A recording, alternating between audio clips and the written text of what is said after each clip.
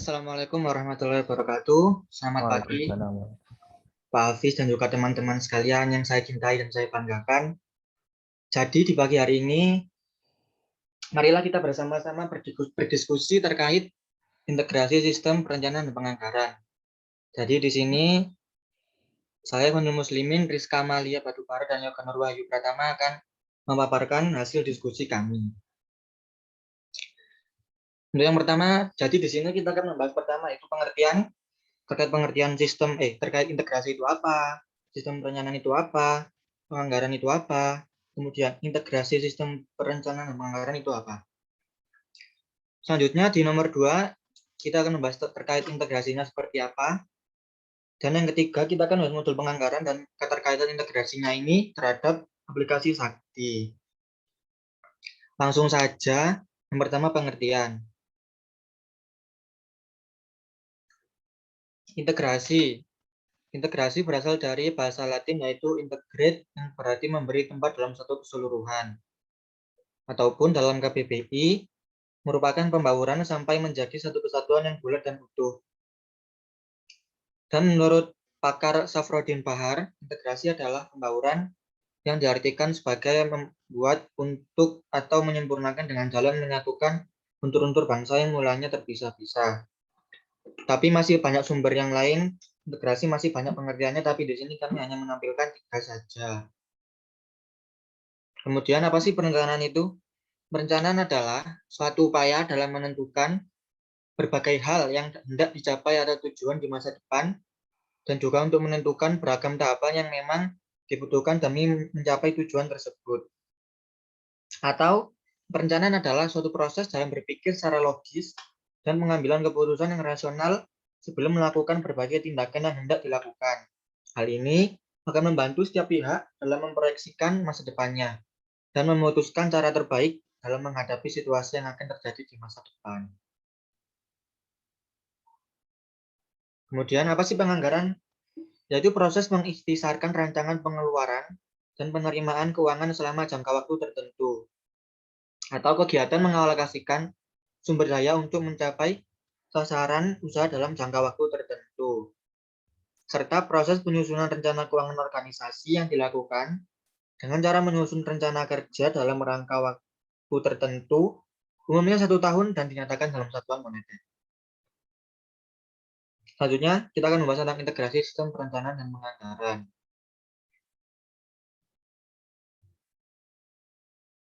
Latar belakang, atau apa sih yang jadi masalah pada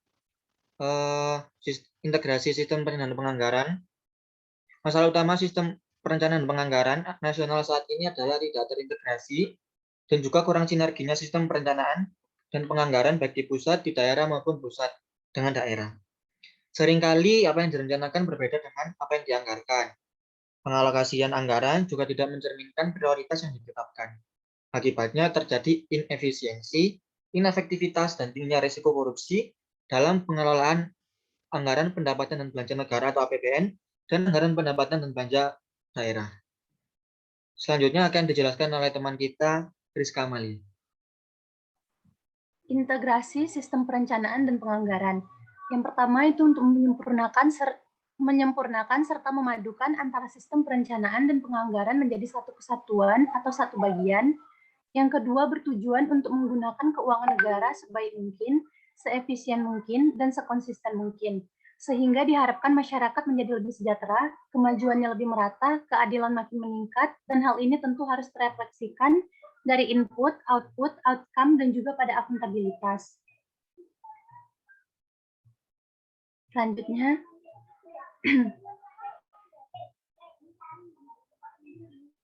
PP nomor 17 tahun 2017 tentang sinkronisasi proses perencanaan dan penganggaran pembangunan nasional.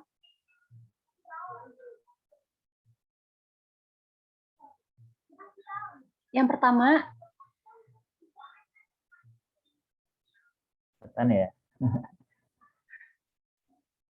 Yang pertama, pengintegrasian sistem RenjaKL dan RKAKL dalam satu sistem terpadu.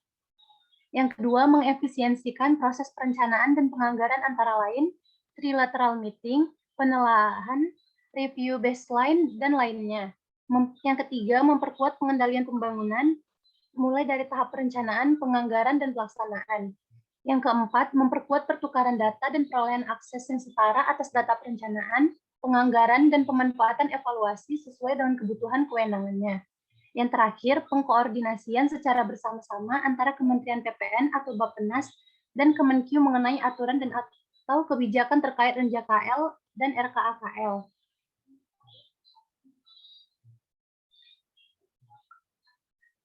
Tujuan implementasi sistem perencanaan dan penganggaran. Yang pertama, terciptanya proses perencanaan dan penganggaran yang transparan, partisipatif, dan akuntabel. Yang kedua, menghasilkan dokumen perencanaan dan penganggaran yang berkualitas. Yang ketiga, terciptanya program dan belanja pemerintah menjadi efisien dan efektif. Progres integrasi sistem perencanaan dan penganggaran. Rancangan pedoman pelaksanaan trilateral meeting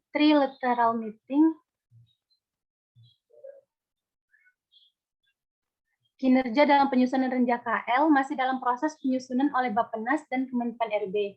Kominfo telah membuat usulan dan dalam proses pengembangan platform teknologi informasi yang mengintegrasikan perencanaan penganggaran pusat dengan daerah menggunakan application programming interface yang menjembatani pertukaran informasi antara aplikasi dengan diterbitkannya Permendagri nomor 70 tahun 2019 tentang SIPD. Platform teknologi informasi yang mengintegrasikan perencanaan dan penganggaran pusat dengan daerah telah diatur pada pasal 31 Permendagri 70 tahun 2019.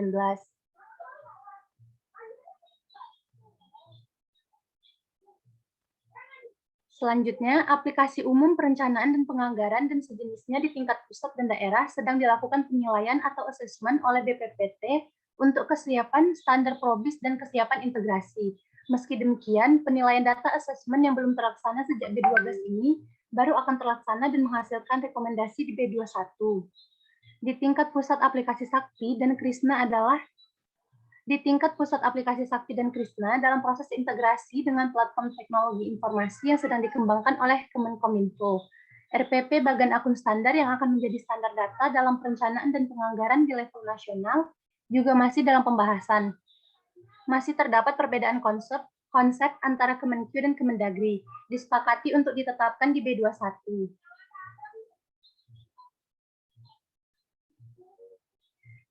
Kementerian, lembaga, atau daerah penanggung jawab. Yang pertama ada Kementerian Dalam Negeri, Kementerian Keuangan, Badan Perencanaan dan Pembangunan Nasional, Kementerian Komunikasi dan Informatika, Kementerian Pendayagunaan Aparatur Negara dan Reformasi Birokrasi, Badan Pengkajian dan Penerapan Teknologi.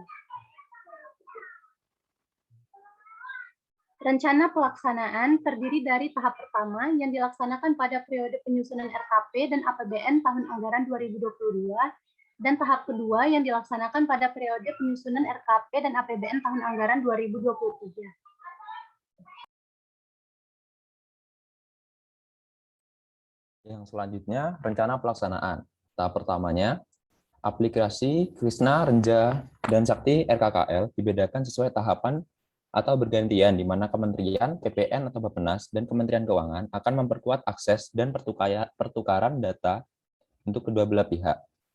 Tahap kedua, Kementerian PPN atau Bappenas dan Kementerian Keuangan akan membentuk sistem yang akan dikelola bersama untuk proses perencanaan dan penganggaran dalam satu lingkungan pengembangan sistem bersama. Next one. Yang ketiga, modul penganggaran. Apa itu modul penganggaran? Modul penganggaran yaitu modul yang melakukan proses penyusunan rencana kerja anggaran sampai dengan penyusunan dokumen pelaksanaan anggaran. Termasuk di dalamnya proses perencanaan penyerapan anggaran dan penerimaan dalam periode 1 tahun anggaran.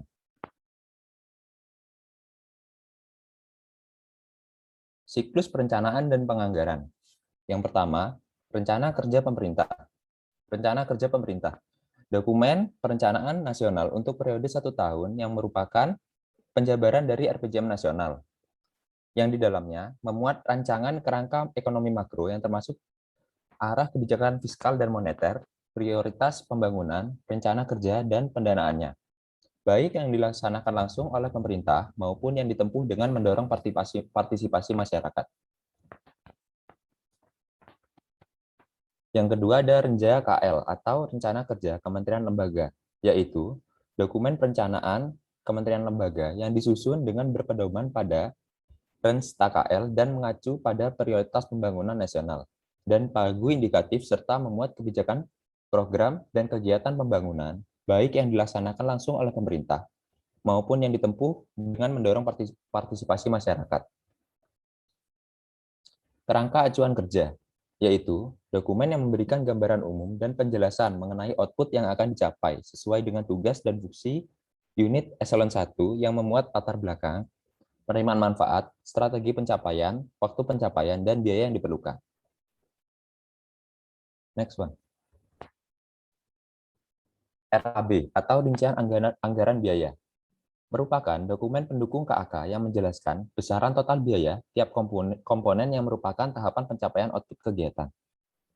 Kertas kerja merupakan rincian belanja output sampai detail biaya, meliputi satuan kerja, program, kegiatan, output, sub-output, komponen, subkomponen, akun, dan detail biaya. Rencana kerja dan anggaran Kementerian Lembaga, yaitu dokumen rencana keuangan tahunan Kementerian Lembaga yang disusun menurut bagian anggaran Kementerian Lembaga. Menteri atau pimpinan lembaga selaku pengguna anggaran wajib menyusun RKKL atas bagian anggaran yang dikuasainya.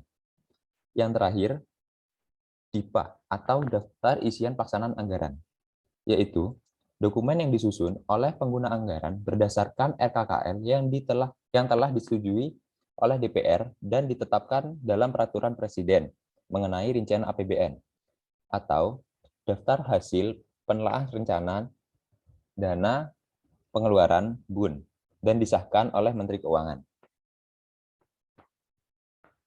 Next. Mungkin itu dari kelompok kami. Mungkin ada pertanyaan dari teman-teman.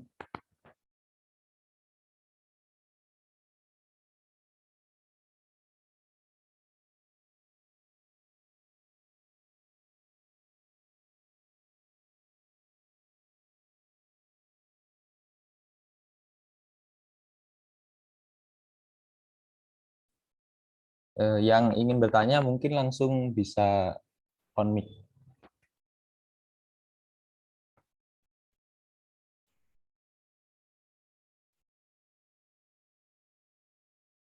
Izin bertanya. Ya, langsung aja kalau mau diskusi, silakan teman-teman. Novendra ya, mau nanya, silakan Noven. Saya mohon izin bertanya. Pertanyaan saya tadi di salah satu slide tadi, itu ada yang dituliskan kalau masalah utama sistem perencanaan dan penganggaran nasional saat ini itu adalah tidak terintegrasi dan juga kurang sinerginya sistem perencanaan dan penganggaran baik di pusat maupun daerah, sehingga dinilai tingkat risiko dalam proses pengelolaan anggaran pendapatan dan belanja negara atau APBN dan APBD ini dinilai cukup tinggi. Nah, pertanyaannya, karena dilihat dari risiko korupsi yang cukup tinggi ini, untuk saat ini, apakah sudah ada sistem atau lembaga yang bertugas sebagai keamanan atau pengawas dalam proses perencanaan dan penganggaran di pusat maupun daerah? Dan apabila sudah ada, mengapa risiko korupsi ini masih juga dinilai cukup tinggi? Ya, mungkin itu. Terima kasih. Terima kasih. Izin Pak, mungkin bisa ditampung dulu Pak ya untuk pertanyaan selanjutnya. Boleh. Ada lagi? Izin bertanya. Ya, Adita, silakan. Iya. Dalam BPT tadi dijelaskan bahwa masalah utama sistem perencanaan dan penganggaran disebutkan bahwa seringkali apa yang direncanakan berbeda dengan yang dianggarkan, serta pengalokasian anggaran tidak sesuai dengan prioritas yang telah ditetapkan, yang mana hal tersebut memicu terjadinya korupsi. Pertanyaannya, menurut kelompok PJJ3, apa aja sih faktor yang menyebabkan masalah tersebut terjadi? Padahal perencanaan dan penganggaran nasional tentunya kan sudah dirancang oleh para ahli dengan mempertimbangkan banyak hal. Kemudian resiko yang disebutkan, contohnya korupsi, itu kan adalah hal yang sering kita jumpai di Indonesia. Apakah kalau di negara lain itu juga kerap terjadi hal seperti itu, yang akarnya adalah dari terdapatnya masalah pada perencanaan dan penganggaran? Terima kasih. Oke, di dua dulu ya. Nanti silakan dijawab teman-teman.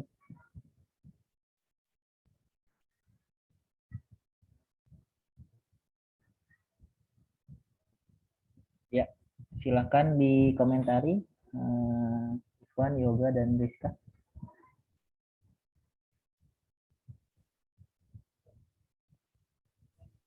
Dan dari Noven dan Adita.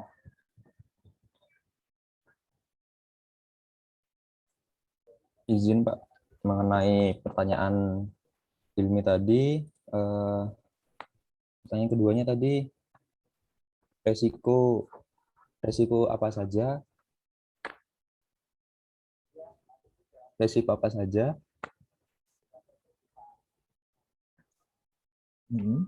Resiko korupsi, mengapa resiko korupsi itu masih dinilai cukup tinggi?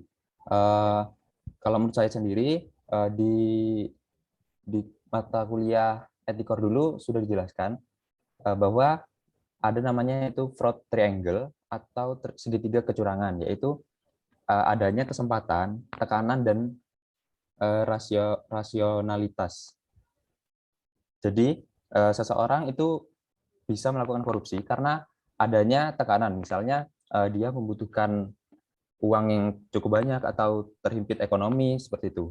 Dan yang kedua adanya kesempatan. Jadi dia bisa melakukan korupsi itu karena ada kesempatan. Jadi misalnya dia itu sebagai pejabat. Mungkin pertanyaan pertamanya bisa dijawab oleh teman-teman saya yang lain. Ikhwan atau Rizka mungkin. Izin mencoba mengutarakan pendapat. Pertanyaan terkait Hilmi, apakah sudah ada apabila sudah ada, mengapa resiko korupsi masih dinilai cukup tinggi? Tadi pertanyaannya apa ya? Sedikit lupa. Apakah saat ini sudah ada sistem atau lembaga sebagai keamanan dan pengawasan dalam proses perencanaan dan penganggaran di pusat maupun daerah? Nah, menurut kelompok kami, jika bicara masalah sistem untuk pusat sudah ada, yaitu terkait materi siap ini, yaitu Supan dan Sakti dalam perencanaan penganggaran, yang mana jika terjadi kejanggalan atau manipulasi maka seharusnya mudah diketahui. Namun jika bicara lembaga untuk pusat sudah ada APIP, BPKP, dan Inspektorat. Namun jika kita bicara terkait sistem daerah, menurut kami kayaknya belum mengetahui terkait apakah di daerah sudah menerapkan sistem untuk perencanaan dan penganggaran. Namun jika terkait dengan lembaga, daerah sudah memiliki Bawasda, yaitu Badan Pengawas Daerah, yang mana siap untuk mengawasi serta memerangi korupsi. Nah, menurut kelompok kami seperti itu sih. Untuk Saudara Hilmi. Oke. Ya. Baik, terima kasih.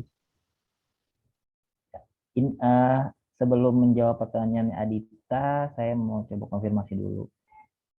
Teman-teman, ini masalah utama ini dapat dari mana ya? Ada datanya atau dari mana gitu?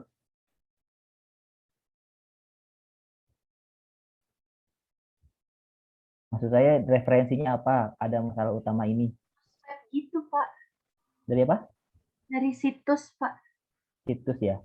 Iya. Nah, kalau misalkan ada yang kayak gini-gini, taruh aja sumbernya ya, Rizka ya. Nanti kalau ada informasi, misalkan masalah utama, ini kan bukan pendapat pribadi berarti ya. Kalau pendapat pribadi nggak apa-apa, tapi kalau ini dari beberapa, ada referensinya, dicantumin aja tuh, nanti dicantumin sumbernya apa, dari website apa, atau dari buku siapa atau tulisan siapa. Nah, nanti bisa. Jadi kita ada referensinya tuh kalau mau memaparkan ya. Termasuk tadi juga menarik tuh yang pihak-pihak yang bertanggung jawab. Saya cuman lihat pihak-pihaknya aja, terus tanggung jawab masing-masing apa gitu ya. Nah, tugasnya Kementerian Keuangan sebagai apa, tugasnya Kementerian Dalam Negeri sebagai apa, tugasnya Bappenas sebagai apa, tugasnya Kemenpan RB sebagai apa. Nah, ini lebih bagus lagi kalau dikasih tahu tuh tugas-tugas masing-masing, tanggung jawab masing-masing itu apa. Baik, Oke, Pak. mungkin bisa dijawab aja dulu pertanyaannya Adita. Silakan teman-teman.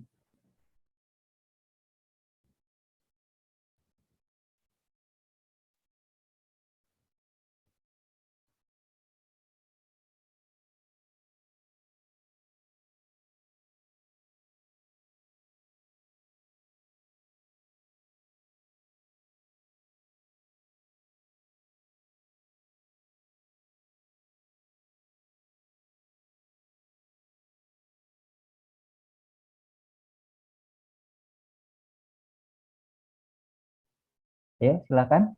Izin menjawab pertanyaan Ya. Adita, Pak. Ya.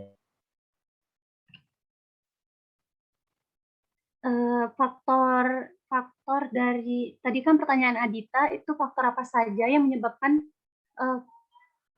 korupsi terjadi. Padahal perencanaan dan penganggaran nasional itu sudah dirancang oleh para ahli dengan mempertimbangkan banyak hal. Itu faktornya yang pertama mungkin karena belum terintegrasinya antara sistem perencanaan dan penganggaran sehingga terdapat manipulasi jumlah uang yang dianggarkan, namun kini karena sudah terintegrasi dengan adanya Sakti, yang mana nggak semua orang bisa mengoperasikan Sakti dan sulit untuk memanipulasi karena sistem dapat mengenali apabila terjadi kejanggalan. Yang kedua, karena balik lagi ke individu masing-masing. Karena kalau mereka tuh memiliki integritas dan kesadaran yang tinggi, maka hal tersebut tidak akan terjadi.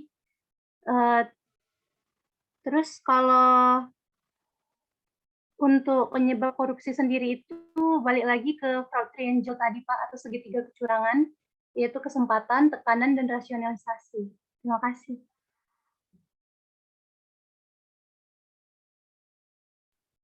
Oke, gimana Adita? Sudah jelas, Pak. Terima kasih kelompok 3. Oke. Oke, teman-teman udah hampir 30 menit ya. Tadi kita target kita adalah 30 menit. Jadi kalau kita berbicara terkait dengan integrasi sistem perencanaan dan penganggaran, ini kalau kita melihat dari siklus penganggaran kan dimulai dari perencanaan ya. Perencanaan dan penganggaran. Pastikan perencanaan itu biasanya nanti tadi teman-teman dengar ada yang namanya aplikasi Krisna.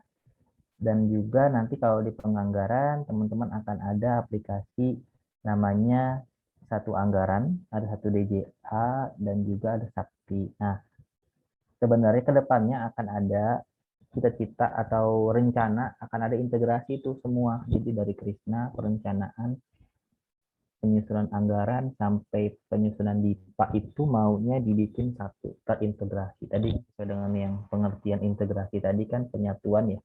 Penyatuan atau sinkronisasi udah ada PP-nya juga kan terkait dengan sinkronisasi dan itu harapannya bisa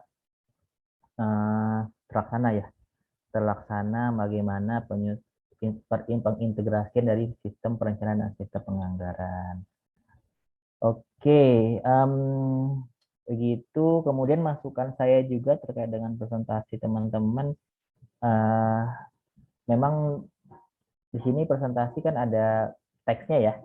Nah, kalau bisa tidak letterlock baca teks banget ya teman-teman. Maksudnya tidak sama sekali dengan yang disampaikan yang ada di teks. Kalau ada di paparan kan bisa kita baca ya sebenarnya ya serta ya audiens. Cuman kalau bisa teman-teman coba dielaborasi lagi untuk bahasanya, redaksinya supaya yang berbeda dengan yang ada di paling tidak di ringkas atau bahasa yang lebih mudah dipahami oleh pendengar, oleh teman-teman ya.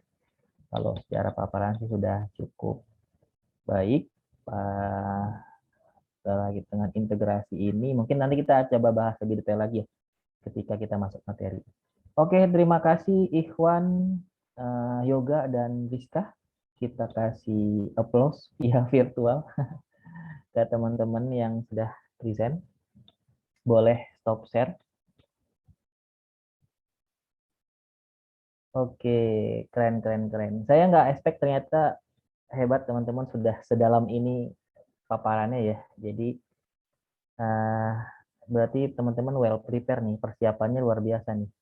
Jadi terkait dengan sistem perencanaan dan penganggaran sampai nyinggung PP sinkronisasi juga. Padahal saya nggak ke sana awalnya, ternyata bisa juga dikaitkan ya, karena memang kalau terkait dengan integrasi kan pasti awalnya adalah adanya sinkronisasi perencanaan penganggaran tadi ya. Ada rencana penyatuan sistem perencanaan dan penganggaran. Oke, hari ini kita coba bahas terkait dengan materi siklus dan modul penganggaran. Ini mudah-mudahan tidak sepadat yang kemarin TM2 ya, tidak sepadat TM2, jadi ini lebih spesifik ke modul penganggaran. Kalau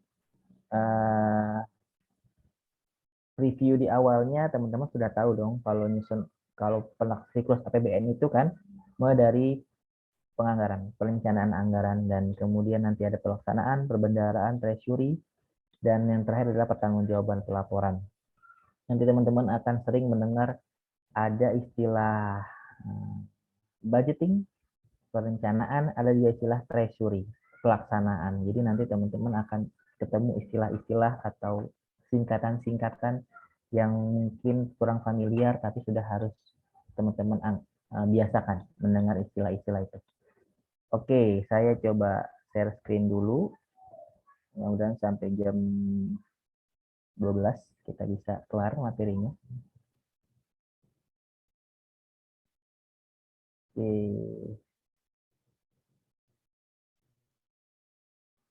Oke, ini dia. Materi kita hari ini posisi penganggaran dalam sistem. Teman-teman pasti tahu, pasti di awal kita ada penganggaran dalam sistem, dasar umum, perangkat teori, proses bisnisnya, gambar umum aplikasi, sampai dengan risiko dan pengendalian. Ini yang ditanya teman-teman lain dan dari teman-teman konsen dengan risiko dan pengendalian, yang salah satunya adalah fraud tadi ya, kecurangan. Nanti coba kita akan bahas di akhir.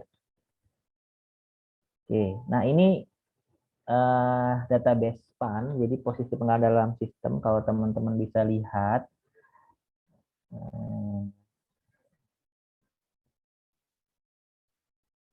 kalau teman-teman lihat di sini posisinya adalah di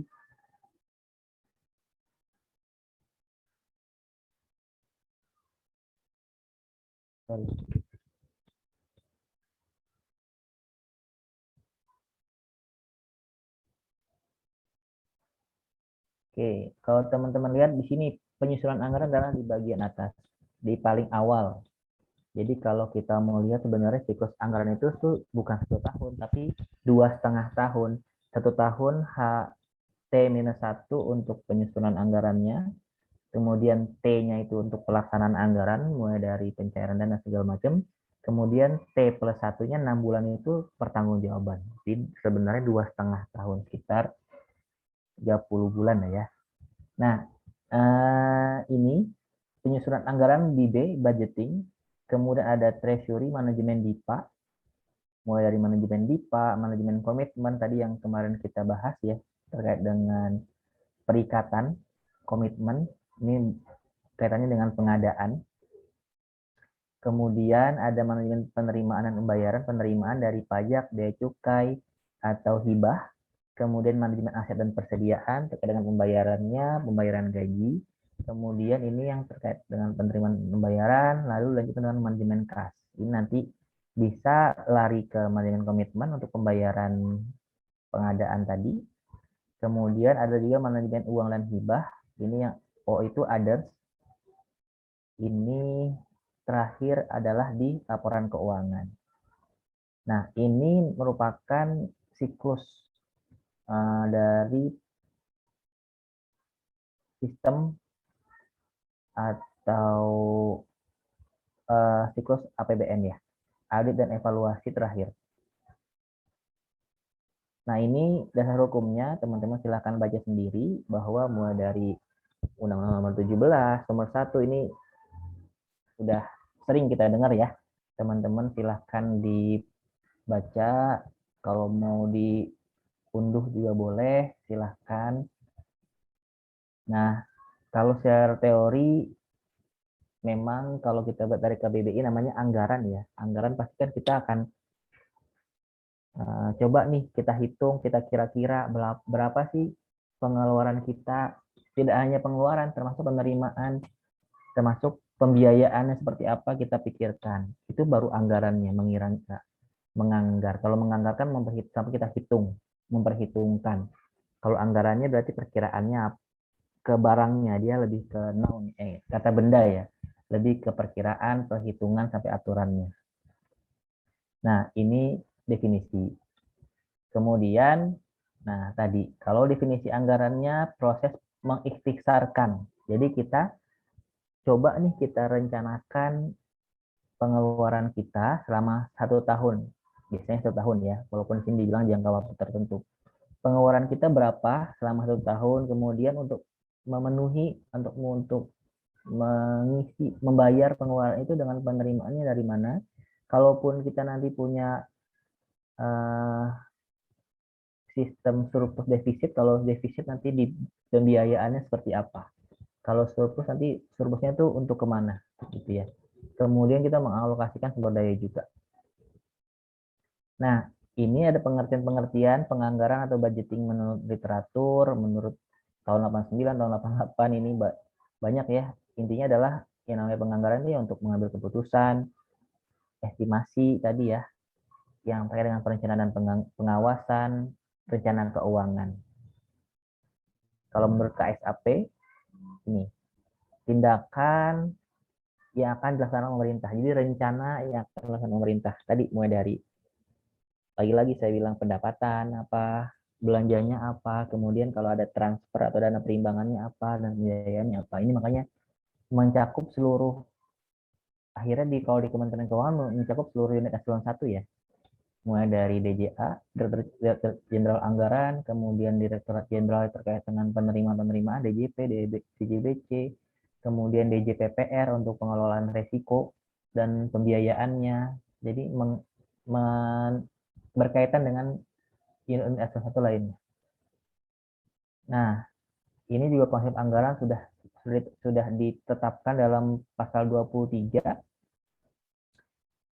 ditetapkan setiap tahun, dilaksanakan secara terbuka. Kemudian ini yang menarik, kalau APBN itu nanti adanya undang-undang ya, tapi kalau APBD nanti dia ada keputusan kepala daerah. Kalau ini perda. Kalau undang APBN dia nanti RUU APBN diajukan oleh Presiden sebagai eksekutif untuk dibahas dengan DPR, legislatifnya, dengan memperhatikan pertimbangan DPD. Jadi nanti Presiden mengajukan ke DPR, minta pertimbangan DPD. Setelah itu disetujui, kalau tidak disetujui berarti pakai anggaran tahun lalu. Gitu ya. Nah, kemudian fungsi. Ini ada beberapa fungsi anggaran. Otorisasi, mengotorize. Karena yang namanya otorisasi kan berarti menjadi mendasar untuk pendapatan dan belanja. Kalau kan biasanya kalau kita mau belanja ada anggarannya enggak gitu ya. Nah, itu fungsi APBN, fungsi anggaran untuk mengotorisasi. Kalau sudah ada anggaran berarti sudah bisa kita keluarkan belanjanya atau kita peroleh pendapatannya. Perencanaan sebagai pedoman bagi manajemen. Jadi kan yang bagus adalah perencanaannya. Tadi juga ditanya sama Adita. Sudah ada perencanaan penganggaran, kenapa masih ada yang salah gitu ya? Padahal sudah disusun oleh expert, seperti Adita ya. Nah, ini menjadi pedoman perencanaan. Sebagai kemudian fungsi pengawasan. Pengawasan untuk ya namanya mengawasi, memastikan, menilai apakah kegiatan penyelenggaraannya sudah tepat sesuai dengan peraturan atau belum. Kemudian alokasi. Kan yang namanya tujuan bernegara itu kan untuk sebesar-besar kemakmuran rakyat ya. Contohnya mengurangi pengangguran, pemborosan sumber daya, serta meningkatkan efisiensi dan efektivitas perekonomian, pertumbuhan ekonomi. Jadi teman-teman kalau belajar postur APBN, nanti teman-teman akan tahu tuh, kalau kita surplus nanti pengaruhnya apa, defisit pengaruhnya apa ke inflasi. Jadi kalau ternyata kita inflasi atau defisit itu bukan karena kita banyak pengeluaran daripada pendapatan. Ya benar itu secara logika ya pengeluaran lebih besar daripada pendapatan, tapi ada tujuan-tujuan lain, misalkan untuk pertumbuhan ekonomi dan segala macam. Kemudian fungsi distribusi. Nah, namanya distribusi, memperhatikan rasa keadilan dan kepatutan. Jadi nanti kan dari anggaran akan dialokasikan dana alokasi ya, dana alokasi umum dan dana dialokasikan ke daerah-daerah. Kemudian stabilisasi untuk memelihara dan mengupayakan keseimbangan fundamental perekonomian. Nah, ada 3 pendekatan ini yang harus teman-teman pahami. Yang pertama penganggaran terpadu, unified budget. Jadi mengintegrasikan seluruh perencanaan dan penganggaran di lingkungan kementerian dan lembaga.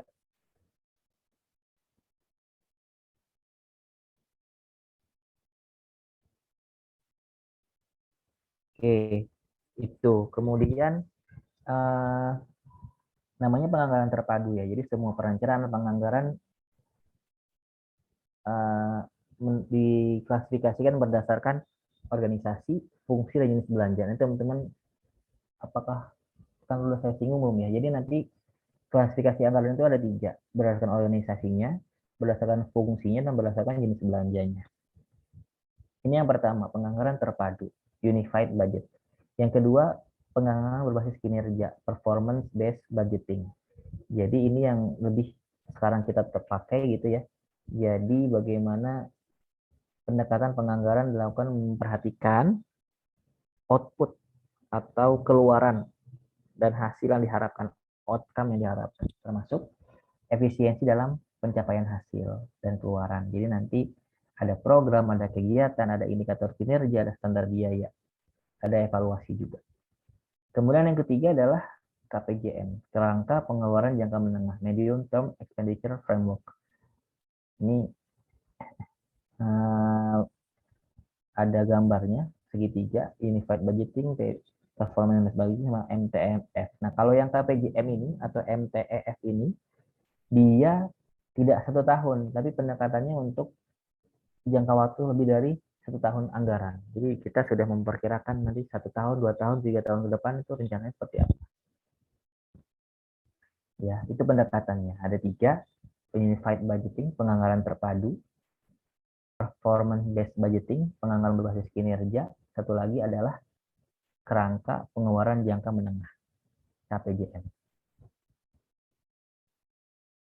Nah, sekarang kita coba bahas satu-satu. Unified budgeting, penganggaran terpadu.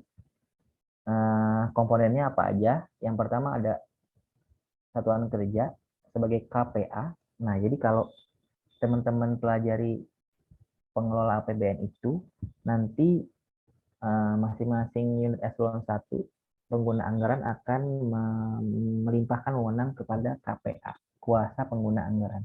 KPA itu adalah kepala satuan kerja, kepala satker. Kalau misalkan di kampus PKN berarti direktur PKN.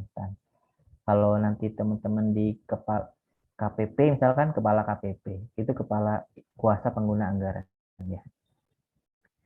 Kegiatannya apa? Mewujudkan sasaran program dari unit organisasi. Kalau dulu sebelum RSPP, 1 program untuk 1 unit eselon 1. Artinya misalkan DJP punya 1 program, DJPC punya 1 program.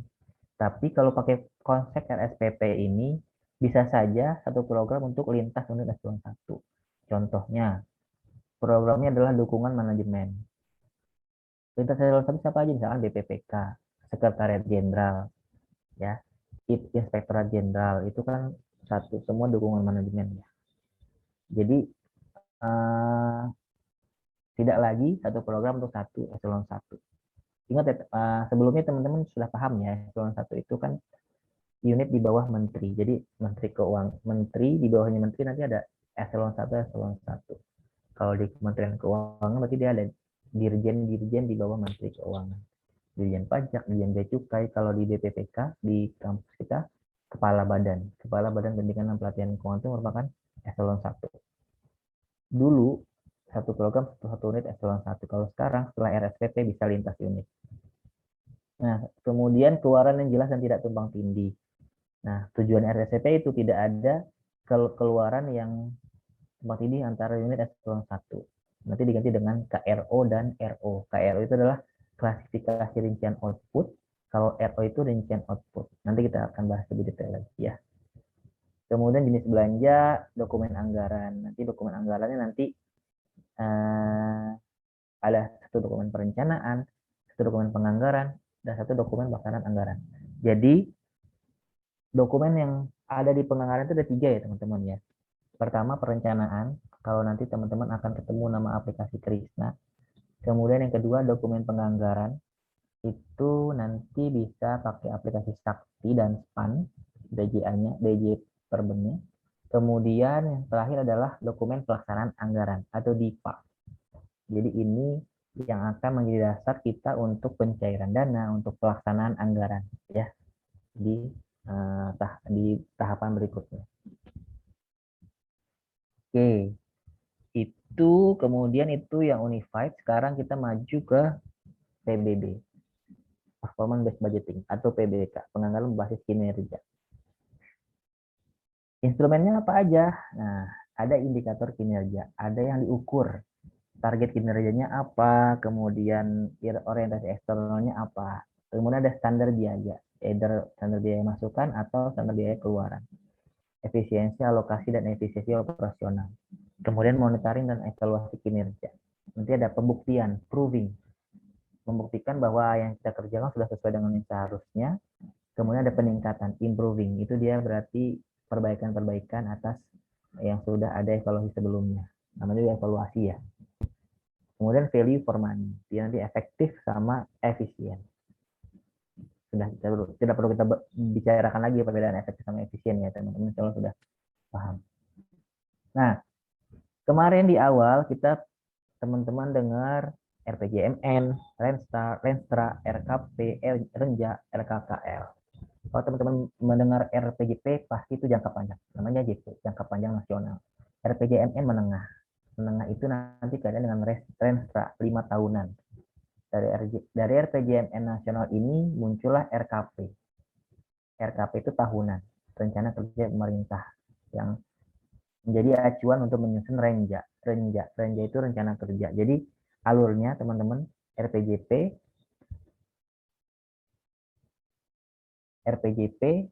RPJMN, RKP. Nanti RKP menjadi dasar untuk menyusun RAPBN. Kemudian dari RPJMN ini kita akan menyusun Renstra 5 tahunan. Nanti Renstra menjadi pedoman untuk Renja, rencana kerja yang akan menjadi RKKL. Inilah rencana kerja anggaran kementerian lembaga. Nanti kita buat laporan kinerja pembangunan, kinerja anggaran, kinerja organisasi. Ya, ini keterkaitan antara RPJP nasional. Jadi sebenarnya saling berkaitan. Jadi RPJP jangka panjang, jangka menengah, jangka rencana kerja pemerintah.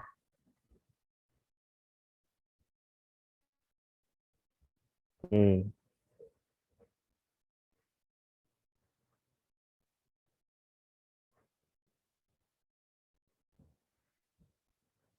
Oke, ini kemudian kita lanjut ke slide berikutnya.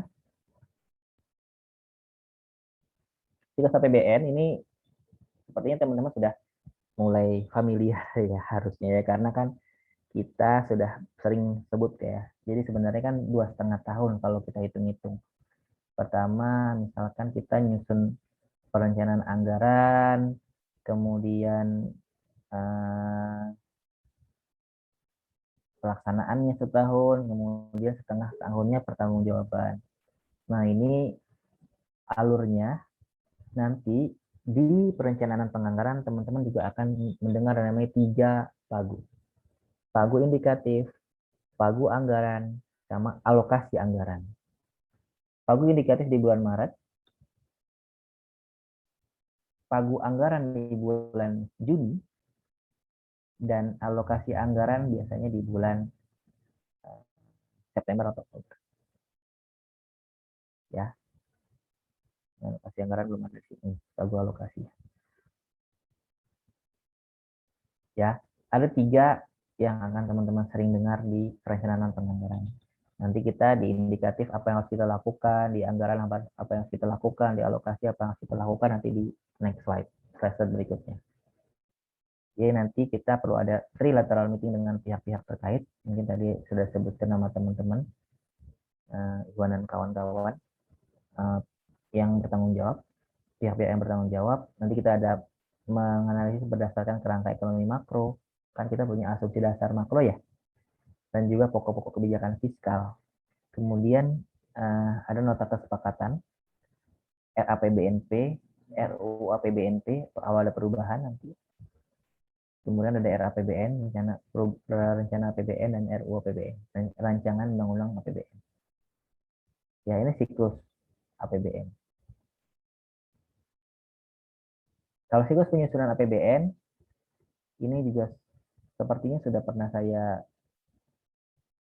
singgung di pekan lalu. Kalau dari perencanaannya, kita menyusun konsep kebijakan RAPBN, nanti kita sesuaikan dengan arah kebijakan dan prioritas pembangunan nasional.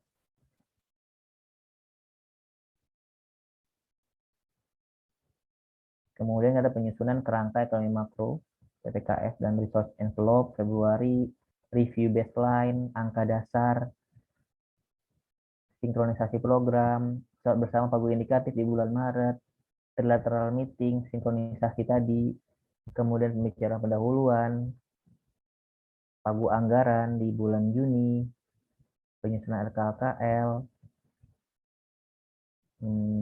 pengesahan APBN di bulan Oktober, alokasi anggaran, penelahan RKKL sampai muncul DIPA.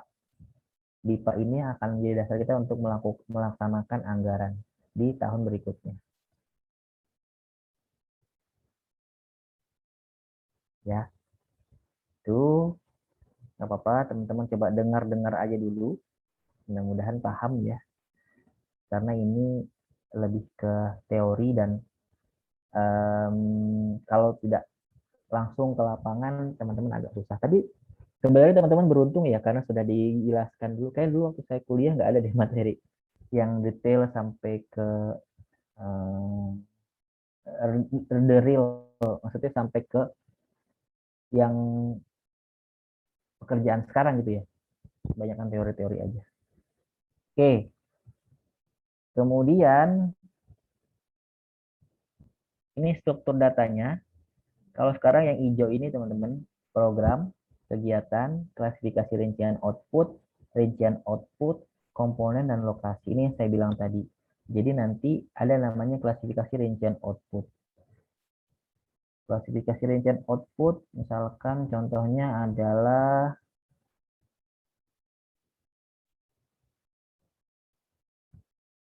ini, misalkan layanan SDM. Nanti rincian outputnya apa? Misalnya gaji dan tunjangan, kemudian bisa juga pengembangan SDM, misalkan kita ada capacity building atau apa gitu ya. Sama kalau ada jabatan fungsional, pengelolaan jabatan fungsional. Jadi KR itu merupakan kumpulan dari RO. RO itu rincian output. Oke. Kemudian struktur RKKL, Satker tadi satuan kerja ya. Jadi nanti yang dipimpin oleh KPA, kuasa pengguna anggaran. Nanti ada namanya program, kebijakan, penjabaran kebijakan sesuai dengan visi misi. Misalkan program pengawasan dan peningkatan akuntabilitas aparatur kejaksaan Republik Indonesia. Ini ya tugas fungsi dari Jaksa Agung Muda bidang pengawasan. Contohnya kegiatan sekumpulan tindakan pengerahan sumber daya baik berupa SDM, barang modal, dana atau kombinasi. Nanti KRO. Nah, ini yang tadi. KRO merupakan kumpulan dari RO. Jadi clustering. Jadi yang berkaitan dengan SDM, jadi namanya KRO-nya nanti layanan SDM. RO-nya apa? Tadi administrasi kepegawaian, kemudian pengembangan kepegawaian, pengembangan SDM. Kalau ada pelatihan-pelatihan, diklat-diklat, biaya di situ. Komponen, struktur input berupa tahapan yang diperlukan. Nanti kita coba lihat kelas kerjanya ya, teman-teman. Nah, tadi kita ada 3 jenis pagu yang sudah saya sebutkan di awal. Pagu indikatif di bulan Maret, pagu anggaran di bulan Juni, alokasi anggaran di bulan Oktober kurang lebih. Jadi pagu indikatif itu berisi review kerangka pengeluaran jangka menengah ditambah dengan inisiatif baru. Ini baru ancer-ancer, kira-kira nanti rencananya mau nyusun apa nih selama tahun depan itu, rencananya dari masing-masing kementerian lembaga itu apa sebagai pedoman dalam penyusunan rencana kerja. Kemudian pagu anggaran isinya adalah pagu indikatif tadi, kemudian penyesuaian angka dasar kalau ada penyesuaian apabila ada perubahan atau perkembangan asumsi makro. Asumsi makro teman-teman tahu ya. Contohnya apa asumsi makro? Teman-teman ada yang tahu asumsi makro? Silakan. Lifting minyak. Iya, lifting minyak. Kemudian ada yang lain? Inflasi, Pak. Inflasi. Sip. Yang lain? Satu lagi? Contoh yang lain? PDB. PDB, ya boleh. Atau kurs juga bisa ya. Nah itu kalau ada perkembangan atau perubahan asumsi makro dan inisiatif baru. Kemudian kalau selanjutnya adalah alokasi anggaran. Ini alokasi anggaran inilah berdasarkan pagu anggaran atau ada penyesuaian dan inisiatif baru. Ini merupakan batas tertinggi. Nanti ini dasar untuk menyusun DIPA atau RKKL. Ini siklusnya, diagram alirnya. Ini memang flowchart-nya cukup panjang ya, karena semua berawal dari kementerian lembaga. Kementerian lembaga, nanti akan ada usulan RKKL, Renja, nanti ada konsep DIPA juga, kemudian akan ada diserahkan ke Presiden untuk minta persetujuan DPR, nanti ada undang-undang APBN, kemudian Kementerian Keuangan akan ngecek dulu nih, RKP-nya apa, RKKL-nya apa, kemudian nyusun RUU APBN, DIPA-nya, pagu anggaran, RKP Bappenas. Jadi nanti RKP ini kita perlu memperhatikan kementerian lembaga mengecek dari Kementerian Keuangan dan juga Bappenas. Nanti kalau sudah ada usulan-usulan akan diusulkan ke DPR, alokasi anggarannya nanti Presiden nanti akan minta pertimbangan DPR. Untuk akhirnya dibuat undang-undang APBN. Oke. Ini tadi saya bilang ada perencanaan anggaran, ada penyusunan anggaran, ada penyusunan DIPA, dokumen pelaksanaan anggaran.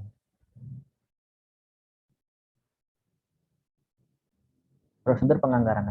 Ini tadi yang juga berkaitan dengan siklus penganggaran tadi, integrasi perencanaan dan penganggaran yang tadi dibahas sama teman-teman.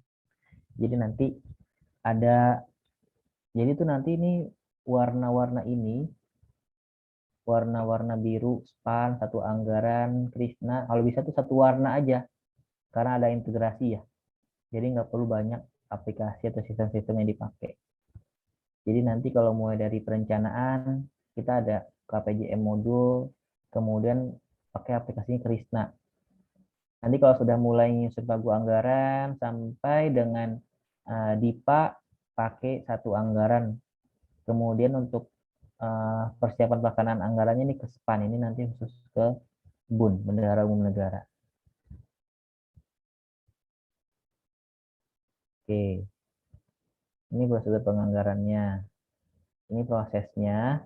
Tadi di awal dari ada arah kebijakan dari Presiden berdasarkan RPJP tadi, arah kebijakan dan prosedur prioritas pembangunan, sehingga nanti akhirnya RPJMN sampai akhirnya RKP, Rencana Kerja Pemerintah, yang kemudian Kementerian Lembaga menyusun Renja KL. Ini RKP ini berkaitan dengan Bappenas tadi saya bilang.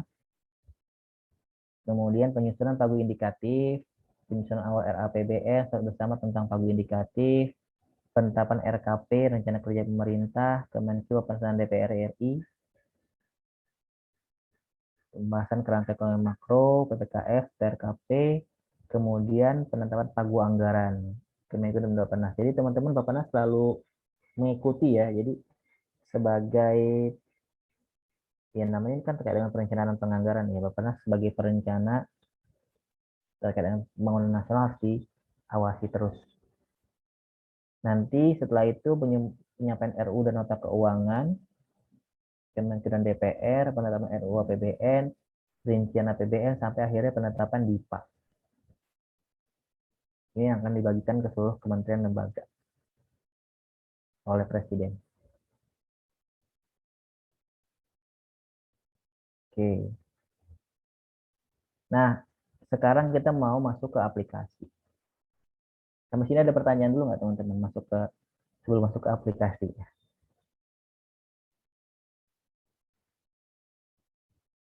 Masih belum, Pak. Belum ya? Oke, silakan dilihat-lihat dulu aja. Nah, sekarang kita coba ke aplikasi penganggarannya.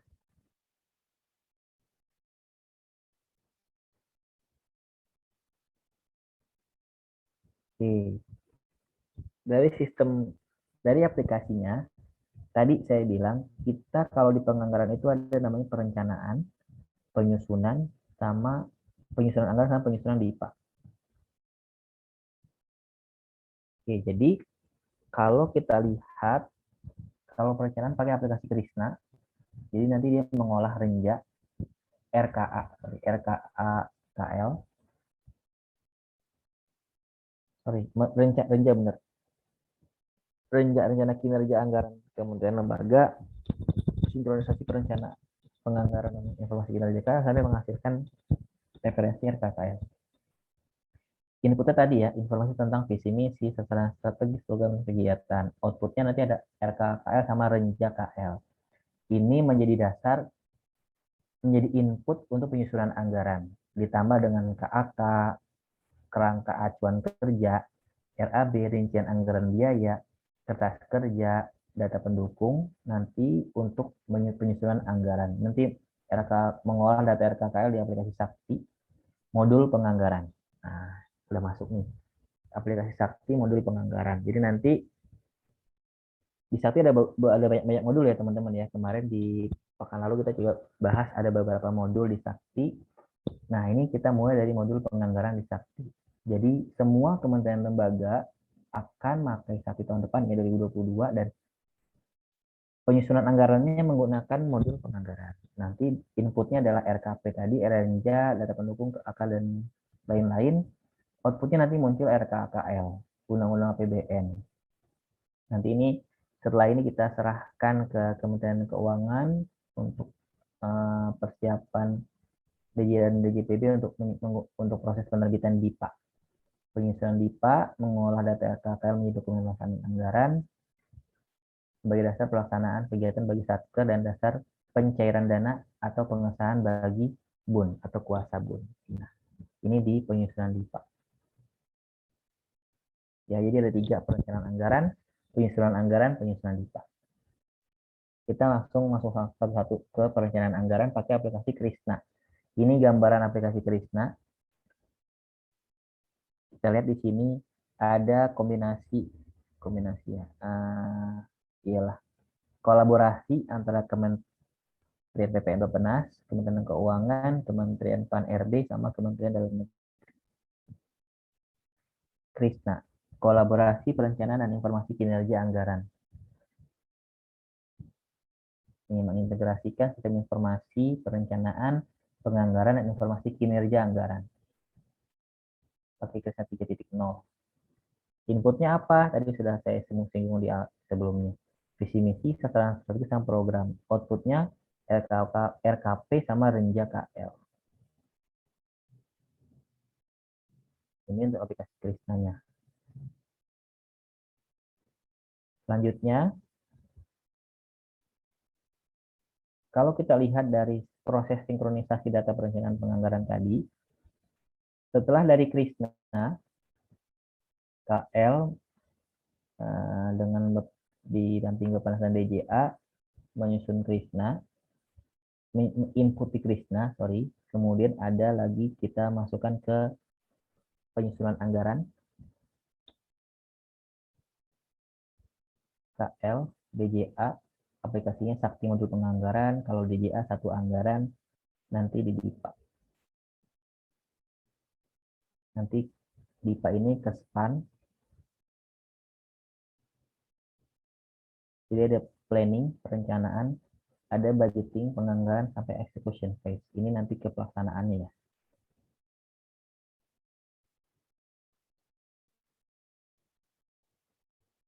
Oke. Hasil sinkronisasi data tadi dari RKP kita punya Renja KL, ADK, ADIK, kemudian muncul RKKL, unit, program, kegiatan, output, sub-output komponen. Kalau sekarang KRO, RO komponen.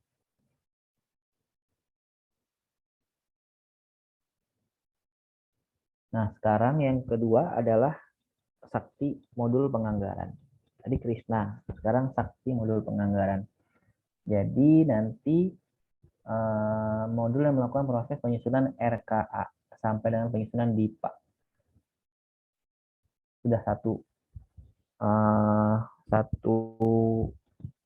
aplikasi Sakti. Baik fungsi penyusunan anggaran, fungsi penyusunan RPD, rencana penarikan dana. Jadi kita tidak hanya menyusun anggaran, teman-teman, tapi juga memprediksi kira-kira anggaran kita ini kita mau tarik bulan Januari berapa, Februari berapa, gitu ya. Jadi kita juga hanya rencana penarikannya berapa tiap bulan, rencana penerimaan berapa tiap bulan. Kemudian fungsi lain dari aplikasi modul penganggaran ini Sakti revisi. Jadi kan ketika berjalan kan ya namanya juga kita berencana ya.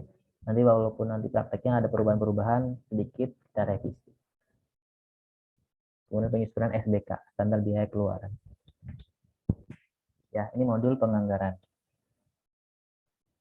Nah, kemarin kita waktu belajar di pertemuan pertama kedua kita ada operator, validator, approver. Tapi kalau di penganggaran hanya ada operator dan approver. Approver itu langsung KPA, kuasa pengguna anggaran Satker. Kalau operatornya tugasnya menyusun RKA Satker, mencetak RKKL, mencetak lampiran RKKL, dan seterusnya. Kemudian nanti di-approve, disetujui oleh KPA. Ini gambaran umum Saktinya. Ini ada interface Sakti, lihat admin, password, tahunnya dimasukkan. Nah, di Sakti ini kita bisa menyusun anggaran, selain itu tadi penyusunan usulan revisi DIPA. Entah kewenangan Satker, kewenangan Kanwil, atau kewenangan DJA. Jadi teman-teman yang namanya revisi itu ada beberapa kewenangan tergantung dengan apa yang kita revisi. Nanti deh kalau bahas lebih detail. Jadi ada revisi kewenangan KPA hanya di Satkernya aja. Kita nggak perlu minta persetujuan Kanwil.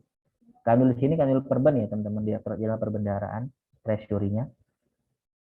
Kemudian yang kewenangan Kanwil Perben, terakhir kewenangan DJA yang paling tinggi. Ini kayaknya kalau perubahan data yang besar, yang banyak. Ada ketentuan-ketentuan masing-masing, tapi nanti kita bahas. Nggak perlu dibahas di sini terlalu banyak nanti. Nah, tadi kita sudah bahas Sakti, aplikasi dari Krishna dan Pansakti. Nah, kalau sekarang, tadi kan kita punya input ya, input dan output dari masing-masing aplikasi. Kalau tadi di Krishna, nanti kita akan outputnya muncul RKP sama Renja. Tadi ya, RKP rencana kerja pemerintah. Bentar, saya lagi azan di sini ya.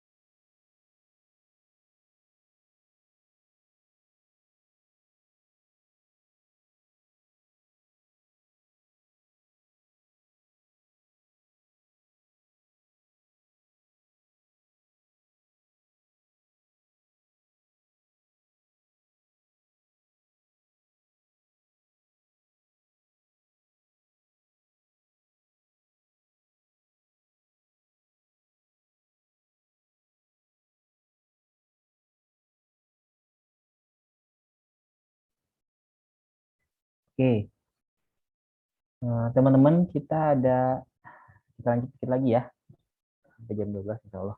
Jadi, kalau kita lihat dari Krisna tadi, outputnya adalah RKP, Rencana Kerja Pemerintah sama Renja, Rencana Kerja Kementerian Lembaga. Ini contoh RKP, jadi nanti ada isu strategis, kemudian ada program-program. Ini contoh Renja. Tadi kan ada visi misi ya. Renja itu isinya visi misi Kementerian Keuangan, prioritas nasional, sasaran strategis dan indikator kinerja, program dan pendanaan. Ini contoh dari Renja. Nah, kemudian untuk penyusunan anggaran, tadi selain Renja sama RKP, juga dibutuhkan KAK, Kerangka Acuan Kerja, mengacu pada satu output. Jadi bisa saja dilakukan oleh beberapa satker. Kemudian RAB menjelaskan KAK secara lebih lanjut hingga level tahapan atau komponen dibuat oleh unit eselon 1. Terakhir adalah kertas kerja yang dibuat oleh satker atau KPA. Jadi kertas kerja, nanti satker bikin kertas kerja.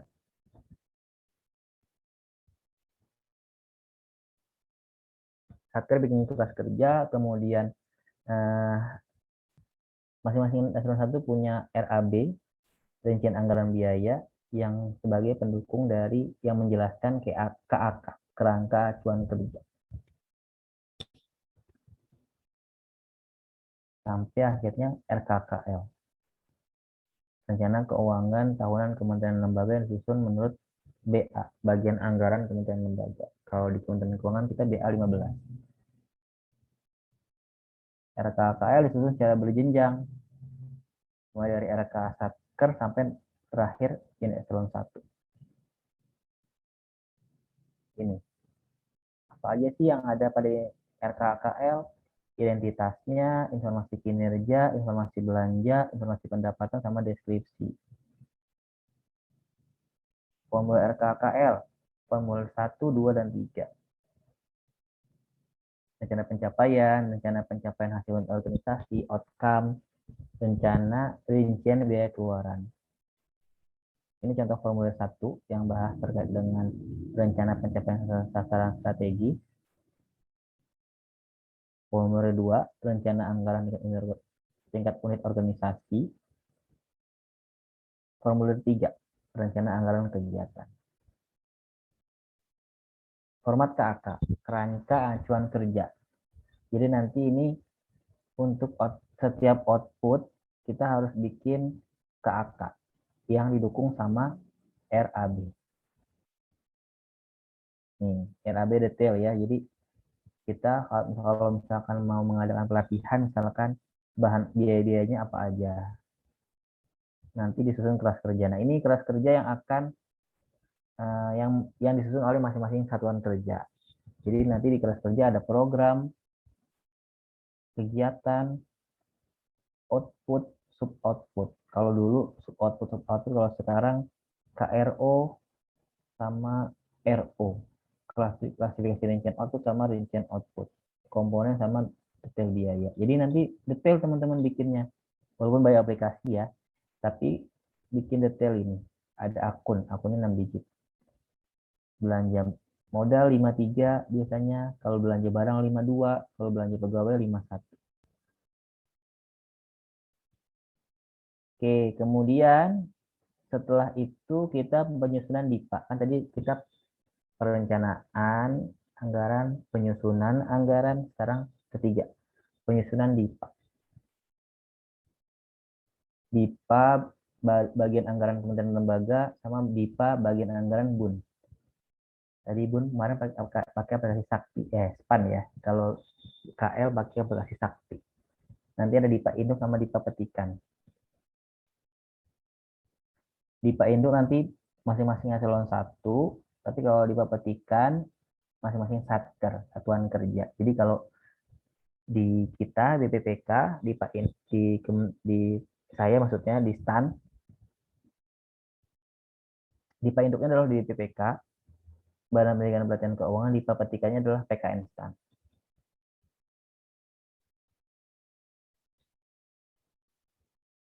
Nah, ini isinya apa? Fungsi, subfungsi, hasil, indikator kinerja, keluaran, pagu anggaran, rencana, penarikan, dan RPD. Nih, halaman-halaman DIPA. Kalau DIPA petikan, nanti yang ada di satker ini adalah DIPA petikan. Nanti ada lembar surat pengesahan di halaman awal. 1A-nya informasi kinerja, 1B-nya sumber dana, halaman 2 rencana rincian pengeluaran, halaman 3 rencana penarikan dana. Ini yang menjadi salah satu indikator untuk pengukuran kualitas pelaksanaan anggaran. Apakah ada revisi halaman 3 DIPA atau tidak. Artinya perencanaan kita sudah tepat atau belum, gitu ya. Yang keempat adalah membuat catatan. Halaman 4 memuat catatan. Oke, ini DIPA. Kemudian pengesahan setelah disahkan oleh siapa yang mengesahkan DIPA tadi? DJA atas nama Menteri Keuangan. Tujuannya apa? Menjamin alokasi anggaran dan peruntukannya dituangkan dalam DIPA telah sesuai dengan DHP RKKL dan Perpres tentang Dirjen APBN, menjamin bahwa alokasi anggaran dapat digunakan untuk membayarkan rencana kerja yang telah ditetapkan. Ini contoh soal pengesahan DIPA induk. Halaman 1 ini masih DIPA induk ya. Ini contoh DIPA petikan nih. Ini punyanya LIPI, Kementerian Lembaga. Satkernya Pusat Penelitian Oseanografi. Mantap teman-teman, ada yang penempatan tanah ya. Ini halaman 1A, fungsi, program, dan seterusnya. Nah, modul keterkaitan modul penganggaran dengan aplikasi lain. Kalau di Sakti, kalau dulu ya, sebelum ada Sakti, kita pakai aplikasi RKKL DIPA atau pakai KPJM untuk import data, GPP untuk data pegawai, Krishna untuk data referensi. Ini untuk PNBP, ini untuk POK, menu RPD dan ringkas, ini SAS, pagu per PPK, per pejabat membuat komitmen. Nah, setelah ada Sakti, semua masuk ke modul penganggaran. Jadi benar-benar bermanfaat ya integrasi ya. Jadi sebelumnya banyak aplikasi jadi satu. Nah, tadi ini kita masuk ke resiko sistem secara umum. Tadi yang concern teman-teman ya. Yang pertama pasti data induk yang tidak akurat dan tidak valid. Misalkan jumlah pegawai, jadi kan akibatnya alokasi anggaran untuk belanja pegawainya akan tidak sesuai ya, tidak valid. Kemudian pengendaliannya apa? Pengendalian integritas pemrosesan data. Jadi input, proses sama output tuh coba ada proses pengendalian aplikasi. Pembatasan akses ini yang teman-teman juga jawab di latihan yang kemarin, pertemuan kedua. Akses kontrol ya, jadi tidak semua bisa mengakses. Risiko yang kedua, kehilangan dan kerusakan data. Pastinya backup, pengendaliannya menerapkan DRP, Disaster Recovery Plan. Ini untuk force major kalau ada hacker dan segala macam. Kemudian yang ketiga, kualitas penganggaran yang buruk. Jadi ada kalanya output yang dihasilkan dari proses penganggaran menghasilkan kualitas penganggaran yang buruk, tidak sinkron, kemudian gagal dalam menangkap aspirasi. Jadi yang direncanakan tidak terlaksana, malah ada biaya-biaya lain tidak sesuai dengan perencanaan. Pengendaliannya apa? Pelatihan dan sosialisasi yang memadai, monitoring dan supervisi yang memadai, pengendalian entry data. Keempat, yang pengendalian selanjutnya sinkronisasi antara perencanaan, penganggaran, dan kinerja. Terakhir, memperkuat proses penilaian RKKL. Dan yang keenam, memaksimalkan peran legislatif dalam pembahasan APBN. Oke, risiko yang terakhir adalah fraud yang berawal dari ranah penganggaran. Nah, ini yang namanya, walaupun pakai by system ya, ya biasanya selalu ada celah, nih, namanya orang yang berbuat curang, ada celah yang tadi fraud triangle yang teman-teman bilang tadi, sampai bahas fraud triangle ya. Jadi yang namanya ada kesempatan itu kan pas biasanya bisa jadi mungkin ada kecurangan-kecurangan dalam ranah penganggaran. Jadi mulai dari yang skala kecil emang awalnya, tapi lama-lama kan bisa secara sistematis melibatkan antar lembaga yang sampai seperti itu ya. Pengendaliannya, yang pertama, pemilihan petugas penyusunan anggaran yang berintegritas, pakai fakta integritas, atau segala macam.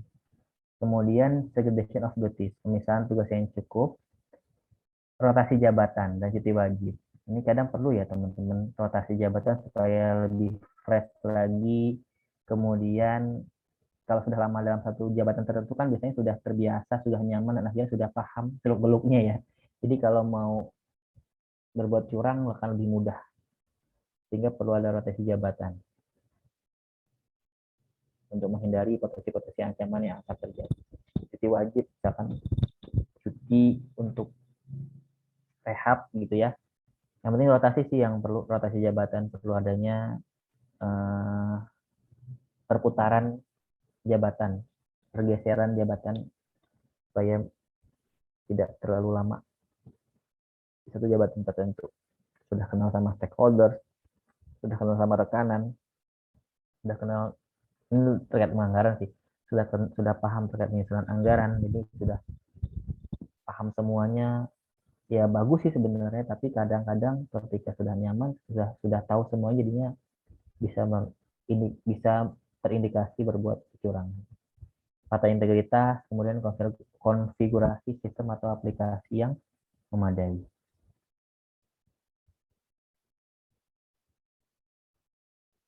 Oke. Kemudian memperkecil peluang terjadinya fraud, pengawasan masyarakat, atau penegakan hukum yang tegas. Oke, habis. Itu teman-teman materi kita jam 12:02. Ada pertanyaan?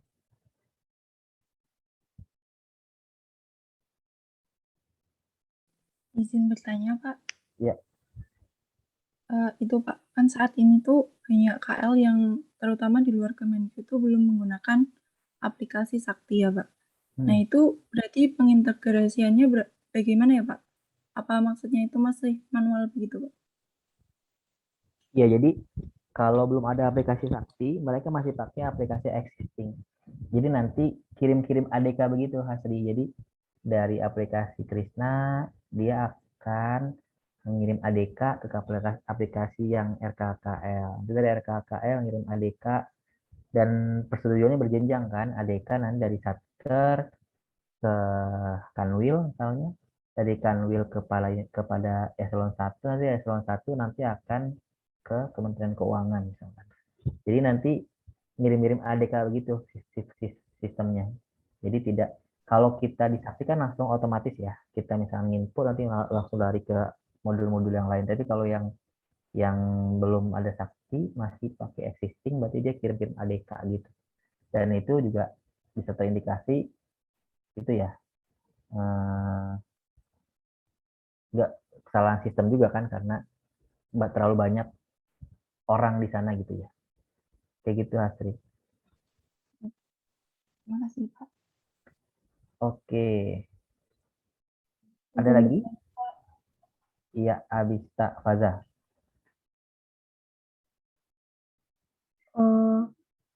Di tahun 2020 kemarin kan APBN ada realokasi anggaran, Pak. Nah, kalau realokasi anggaran itu teknisnya gimana? Sama kayak revisi DIPA atau kayak gimana, Pak? Saya kurang paham. Makasih. Ya, realokasi anggaran itu kan biasanya via unit eselon 1 ya. Jadi nanti unit eselon 1 itu punya, pertama kan kalau ada Dia namanya macam-macam, ada yang namanya refocusing, kalau di 2021 dia namanya refocusing. Jadi nanti pengurangan atau penambahan dari masing-masing satker itu nanti sama pakai sakti, tapi benar prosesnya ada revisi, nanti revisi DIPA. Jadi nanti dari teknis detailnya saya belum paham banget gitu ya, tapi kalau secara umum setelah disetujui ada refocusing, nanti masing-masing satker akan menginput perubahan, akan realokasi anggaran tadi. Jadi nanti tetap semua dikomandoi oleh, kalau di BPPK, saya di BPPK ini di bagian keuangannya, sebagian penyusunan anggaran, nanti akan yang mengomandoi BPPK untuk usul realokasi anggaran. Jadi nanti tetap satker mengusulkan, tapi kalau dari secara aplikasinya nanti kalau sudah disetujui, biasanya sudah otomatis berubah di sistemnya. Jadi satker tinggal kalau sudah ada alokasinya yang baru, sudah tinggal menjalankan aja, melaksanakan anggarannya aja. Gitu. Bisa. Terima kasih, Pak. Oke. Oke. Sementara itu dulu ya, teman-teman. Nanti kita coba istirahat sambil nonton YouTube.